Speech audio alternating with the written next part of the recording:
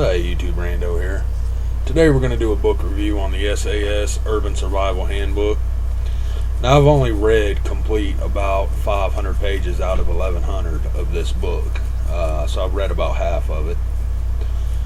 A little under half, and I flipped through the rest of it just kind of browsing around and seeing what was in there.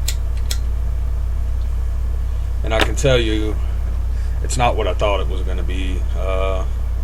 There's a lot of information in this book, but it's not the information I was hoping for. I was hoping for, an entire section on bugging out of the city, getting the hell out, an entire section on bugging in, bunkering down, whatever you want to call it. And there is some good information, but there's no information about really bugging out or, there's little here and there that I see throughout certain parts of the book, but it's not entire sections dedicated to it. And I think that would be a good addition to this book, would be how to get the hell out of the city in, a time of crisis or something, not just, there's some stuff in here that's good, but there's certain stuff that, is just common knowledge. It covers everything from substance abuse. Let's just flip through a couple pages and I'll show you. And there's a couple of, it tells you like not to eat household plants, and tells you about the, hazards of living in the city, like people using pesticides and just stuff that, I really don't need to know.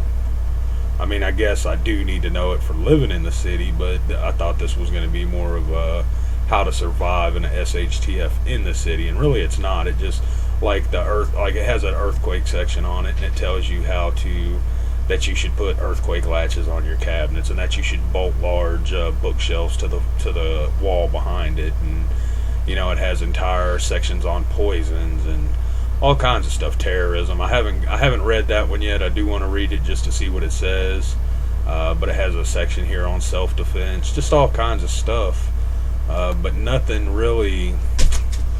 I don't know how to say it. I don't think it's viable. I don't think it's a viable SHTF book. I think, again, there are some decent details in here, and it does cover a little bit, but it doesn't cover everything that I think it should cover for an SAS Urban Survival Handbook. I think it should cover a lot more than what it does, and it's real slow getting into it. See, just natural enemies. Talks about poisonous plants commonly found in gardens and indoor pot plants. Do not eat.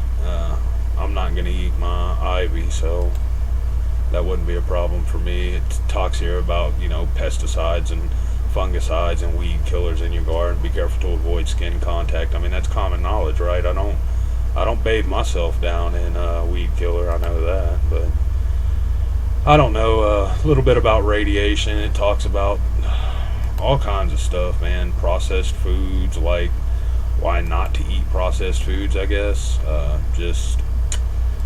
Some of us can't afford to go buy organic, and we don't all have time to grow our own garden, so some of us have to eat processed foods. It tells you the dangers in getting x-rays done.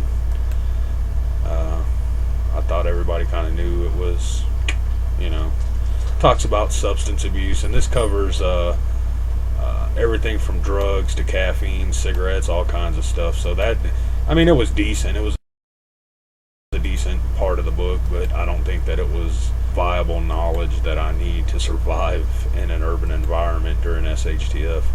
This is not an SHTF book, folks. This is a survival handbook, and it should be on how to live in an urban environment, or an urban crisis, emergency, something. Just not, in the SAS Survival Handbook, they teach you how to go into the wild, and it goes into quite graphic details on how to survive in the wild. I thought it was a great book. I thought it was a great read. It was cool.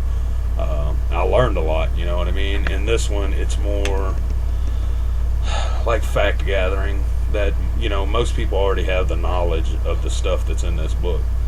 We already know what's coming in here, so you don't learn too much, I guess. The hijacking section, I don't think I got to it, but most of the sections I got to, and it just wasn't very, I don't know, didn't teach me a whole lot, I guess. Like I said, I've already read half the book. I doubt I'm going to finish it at this point. I flipped through the rest of it, and I didn't see anything that I just had to read. And I read a little something through, each section just to see if it was something that maybe I wanted to go over. And there's nothing really to go over in this book that you probably yourself don't already know. If you live in California, you need to bolt your damn bookshelf to the wall. People know that.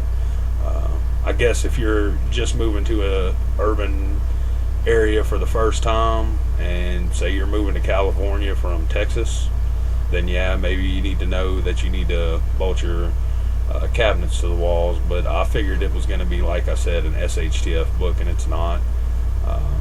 I guess it's small localized SHTF, a hurricane or a bomb threat or something like that, but it just, if it would have just had the 2 sections on bugging in, bugging out, or even 1 section on both, would have been nice. I think it would have been a little bit more informative, and I just don't think this book was as informative as the regular SAS Survival Handbook. So I don't know. I may read the rest of it and change my mind about it. If I do, I'll do an update on it. But for now, we're going to give this one we'll give it 1 thumbs up. We're not going to give it 2.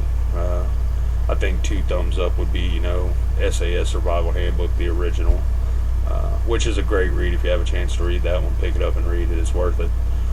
So that's going to be it for this one. Thanks for watching, YouTube.